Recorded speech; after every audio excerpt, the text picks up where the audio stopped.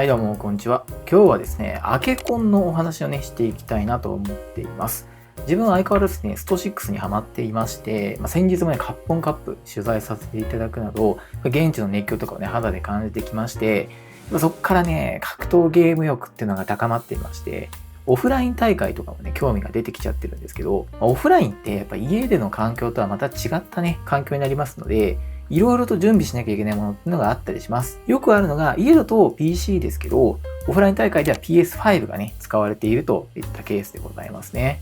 でそんな時に PS5 に対応しているコントローラーじゃないと、そもそも反応してくれなかったり、あと8分以上のね、連続で使えなかったりとか、大会進行にも影響できちゃって、大変な思いをね、しちゃうかもしれないと思っています。で、そんな時に便利なのが、ブルックさんのウィングマン FGC というね、コンバーターでございますね。主要な格闘ゲームの大会基準に準拠している、言わずと知れた有名なコンバーターで、こちらをコントローラーと PS5 の間に挟んでね、つなぐことによって PS5 未対応のアケコンでも使用できるというものになりますね。そんなブルックさんから今回なんと新しいレバーレスアケコン、ブルックファイタースターバーストが発売されたということで今回ね、試させていただいています。もちろんね、基板が PS5 に対応していますので、コンバーターがなくとも PS5 で使用できるモデルになっています。どんな感じか楽しみですね。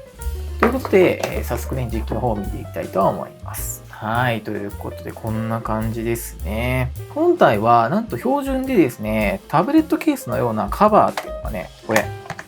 標準で付いてきています。これ。いいよね。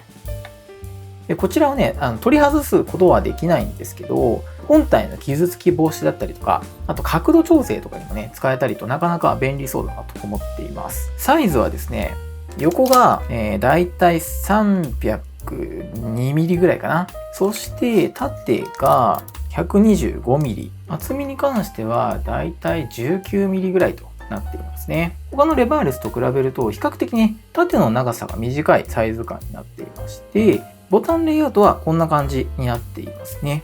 説明書もついてきていまして、こんな感じです。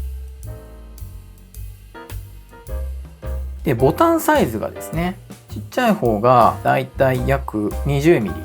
になっていて、で、大きい方が25ミリとなっています。ボタン間隔がですね、だいたい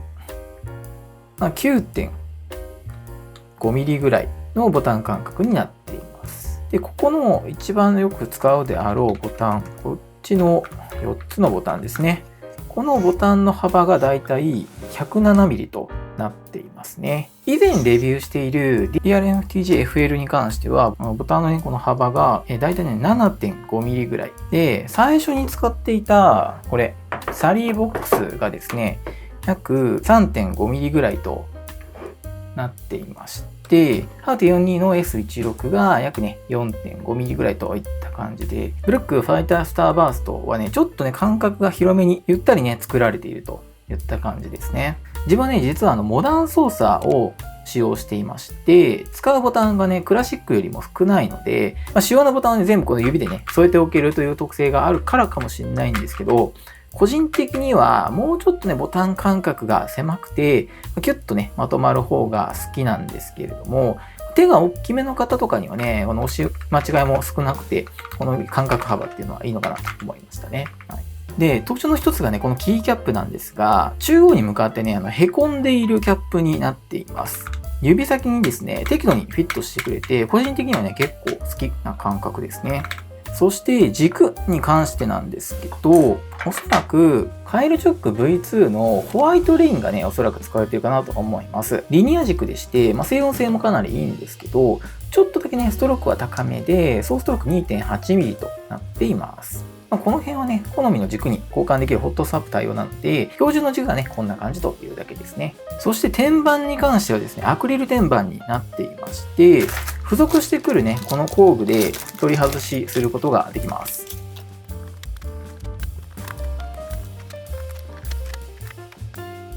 黒もこれかっこいいですね。基板はこんな感じです。ちゃんとプリントされてる。かっこいい。あ、このフレームも外せるみたいですね。フレーム外すとさらにコンパクトになりますね。で、この標準についているシート、この型がですね、公式ホームページの方からカスタム用のシートデータっていうのが用意されていますので、オリジナルの、天板デザインに変更を入れ替えたりとか、あと間にね、ステッカーとかを挟んで、自分だけのアケコン制作ってなんかもね、できちゃうというのが特徴になっています。やっぱアケコンもさ、被らせないっていうか、自分だけのアケコンが作れるのっていいですよね。オフライン行った時に間違わないし、愛着湧きますもんね。その点でこのカスタマイズできる天板用意してくれてるのポイント高いな。ちょっと作ってみようかな。はい、そしてもう一つね、特徴としてはですね、このサイドのこのバンパーですね。付属しているここのね、リングについてくるんですけど、こいつをサイドに取り付けすることができます。はい。そして、これ何ができるかというと、もう一個の付属品でこういうね、ストラップがついてきていまして、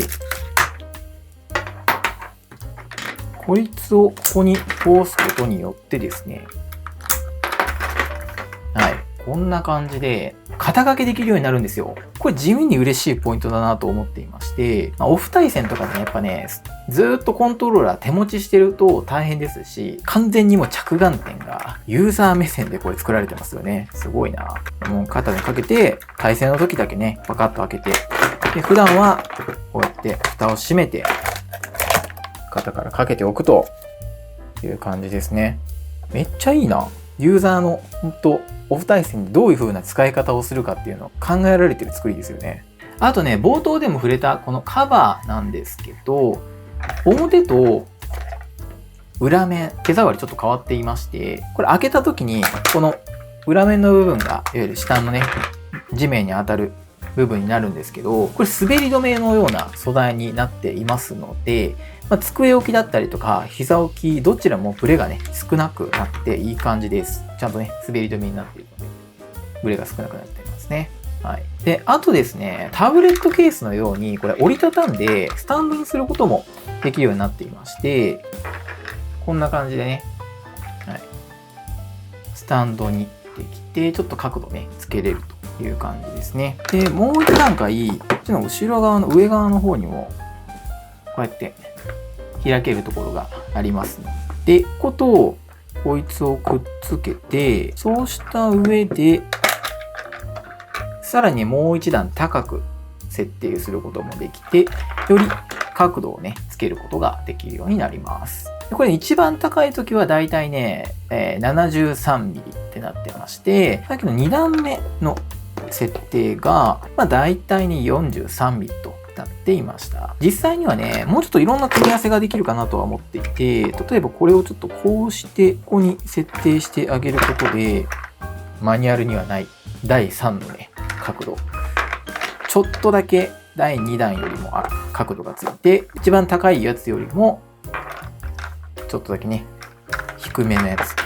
中間ぐらいのやつができたりとか。これはね、組み合わせ次第で好みの高さに調整できるかなと思います。で、思いのほか、膝置きの時にですね、ここの角度がね、いい感じだなと思いました。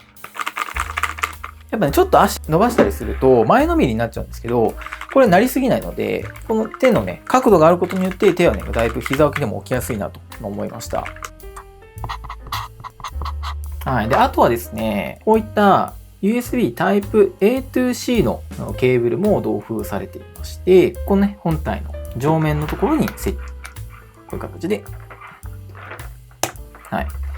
接続することができますね。はい。そしてですね、ゲーム機への接続についてなんですけれども、対応するボタンを押しながら、このね、USB 接続すると、PC だったりとか、あと Nintendo Switch、PS5 なんかにね、使用することができまして、ここを押しながら接続すると PS4。ここを押しながら、接続すると PS5。で、ここを押しながらだと Xbox シリーズで、ここが Nintendo Switch。で、こいつを押しながら接続すると PC モードという形になりますね。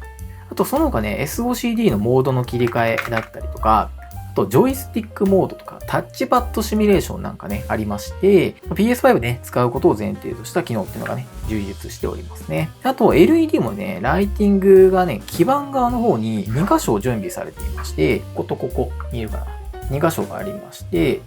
かなりね、しっかり光ってくれる印象です。で、このライティングのパターンもここにあるですね、FN キーを押しながら、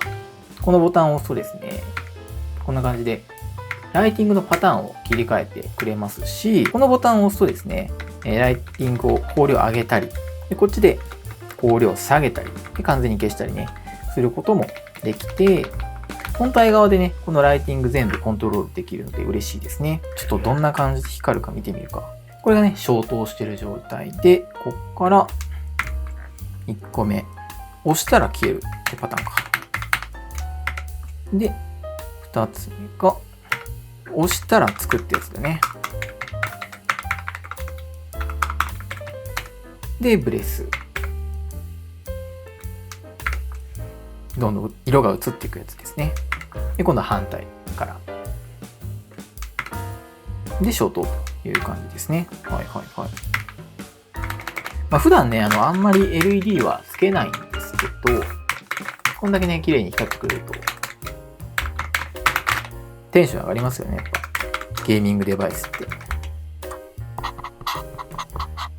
はい、ということでね、ブルック、ファイタースターバーストについて、いろいろとお話をしてきましたが、ここからはですね、ちょっとだけ、気になる部分っていうところもね、ご紹介していこうかなと思います。個人的にね、この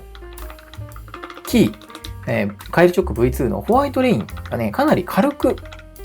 押すことができて、キャップの凹みの仕様っていうのも相まってですね、ボタン自体すごく押しやすくなってるかと思うんですけど、個人的な好みとしては、もうちょっとね、ストローク、高さですね。この深さが低く、短くできればなお良かったかなといった感じです。これはね、もう軸を変えればいいだけの話なんで、全然問題ないんですけど、標準のやつがね、ちょっとだけ、良かったんですけど、もう少し浅いと嬉しいなという感じです。で、あとね、本体の価格がですね、ちょっと強気な価格にはなっていまして、39,800円と他の PS5 対応機種と比べても結構ね、いいお値段になっています。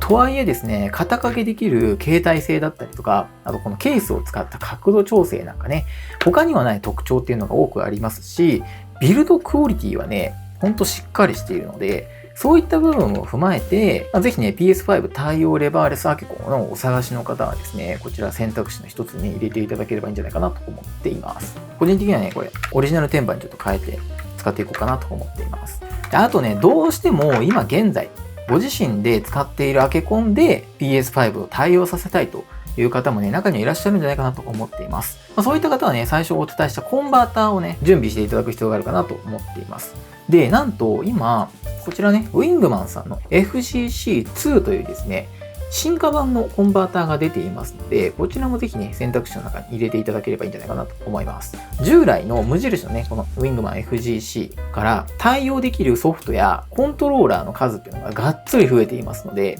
今買うならもうこっち FGC2 をね、選んでいただいた方がいいかなと思います。はい。で、こちらのですね、ウィングマン FGC2 についてなんですけれども、一部ですね、ファームウェアのアップデートをしておかないと正常に反応しなかったりする場合がね、あるようです。なので、このやり方ね、少しだけお話ししておくんですけど、まず PC を用意していただいて、公式のホームページの方から最新のファームウェアアップデートをダウンロードしていただきまして、で、このウィングマンのここに LED の